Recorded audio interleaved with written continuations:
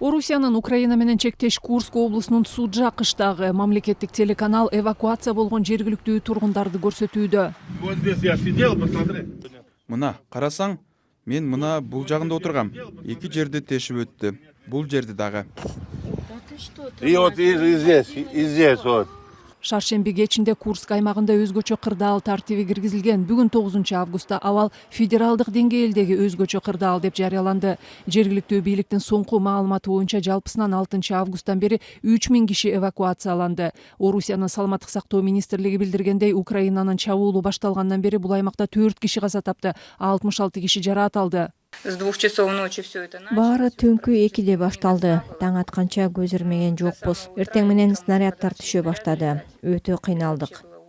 Бул аймакта Борбор Азиялык 6000 иммигрант бар. Азаттык Курск облусунда жашаган Малик аттуу жаран менен байланышып, ал жактагы кырдаалдан кабар алды. Мына албырда болуп атат, мына настоящее время, мына ушул убакытта. Мына азыр воюют уже. Болуп атат. Различный тревога. Сиз азыр учурда каердесиз? Бир качып киресиз? Мен ачык эле жүрөм, өзүмдүн арасында эле. Сыртта эле эртең менен чыкканмын. Өздөрүм ишим менен жүрөм. Маликтин айтымында Курск облусунда негизинен курулушта 70% өзбек, 20% тажик жаран иштейт. Кыргыз жокко эсе, көбү Москвага көчүп кетти, деди маектешибиз. Ал эми Орусияда жашаган кремлчил өзбек блогери мигранттарды Курск аймагынан чыгып кетүүгө чакырды.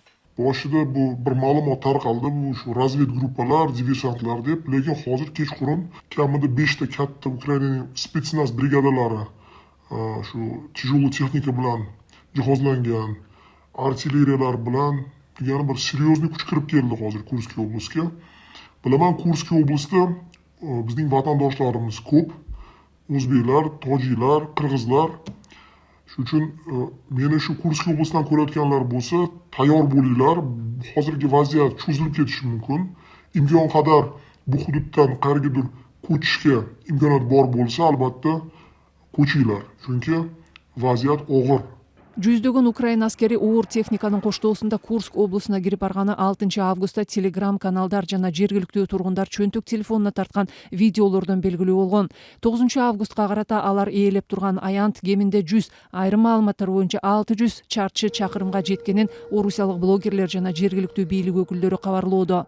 Орусиянын коргоо министрлиги Курск аймагында бир нече кыштакта Украина аскерлерин токтотуу аракети уланып жатканын 9-августта эртең менен маалымдады. Ушул эле күнү социалдык түйүндөрдө Курск аймагында талкаланган орус аскерлери деген видео тарады. BBC өз булактарына таянып, бул видеонун аныктыгын тастыктай турганын жазды. Ал эми Курсктун жанындагы Липецк облусунда өткөн түнү аэродром бутага алынды. Украина бул чабуулун тастыктап, башкарылуучу авиабомбалар жана башка бир катар объектилер жок кылынганын билдирди. Жалпысынан кырдаал боюнча Украина азырынча расмий маалымат же так комментарий бере элек. 8-августта Украина президенти Владимир Зеленский Орусияда согуш эмне экенин сезсин деп гана айтты. Украиналыктар өз максатына жеткенди билишет. Согуш максатына жетүүнү биз тандаган жокпуз. Орусия биздин жерге согуш алып келди. Эми эмне кылганын аны өзү да сезсин. Биз адилеттүү тынчтыкка жетүү аракетибизди улантып жатабыз. Кошмо Штаттар Украинадан Орусиянын аймагына кирери тууралуу алдын ала маалымат болбогонун коргоо министрлигинин өкүлү Сабрина Синг билдирди. AQShnын бир нече расмий өкүлү америкалык куралдын колдонулушу боюнча чектөө бузулбаганын дагы белгилешти. Бул биздин саясатка туура келет. Биз Украинага чегаранын аркы бетинен жасалып жаткан чабуулдардан коргонушуна башынан бери колдоо көрсөтүп келе жатабыз.